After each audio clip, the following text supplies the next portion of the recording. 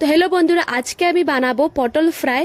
খুবই সহজ পদ্ধতিতে আপনারা পটল ভাজাটা করতে পারেন ঘরে। তো তার জন্য আমি ভালো করে পটলগুলি কেটে নিয়েছি, মিডলটা ভালো করে।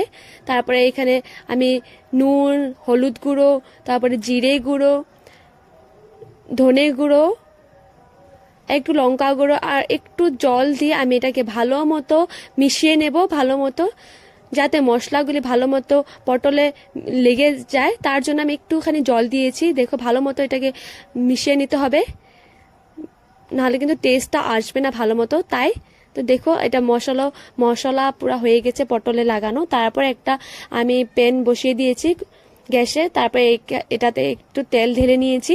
তেলটা গরম হয়ে গেলে আমি সব কয়টা পটল এটাতে ঢেলে দেব।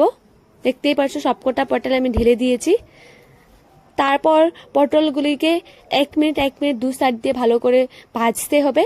তারপরে এখন আমি উল্টিয়ে দিয়েছি, দেখো দুপাশ দিয়ে ভালো মতো ভেজে নেব। এক দুই মিনিট আপনারা ভেজে নেবেন এক সাইড করে, বেশি ভাজবে না, নাহলে পুড়ে যাবে। তো দেখুন এখন আমি আবার এটা উল্টিয়ে দিয়েছি, পাল্টে দেব এখন। তারপরে এটা হয়ে গেছে অলমোস্ট। তারপরে পটলকে একটু সাইড করে যতটুকুখানি তেল ছিল তার মধ্যে আমি একটুখানি পেঁয়াজ ঢেলে দিয়েছি। আর আমি এক্সট্রা করে তেল দিই নেই। একটু গোল্ডেন কালার হতে আমরা পটল সাথে পেঁয়াজটাকে ভালো করে মিশিয়ে দেব। দেখতেই পাচ্ছেন। তো রেডি হয়ে গেছে আমাদের পটল ভাজা। খুবই সহজ পদ্ধতিতে, খুবই সিম্পল একটা রেসিপি আজ তোমাদের সাথে শেয়ার করলাম। এটা তো খুবই সিম্পল, তাও আমার মধ্যে আমি শেয়ার করলাম। তো তোমাদের এই ভিডিওটা কেমন লেগেছে আমাকে জানিও।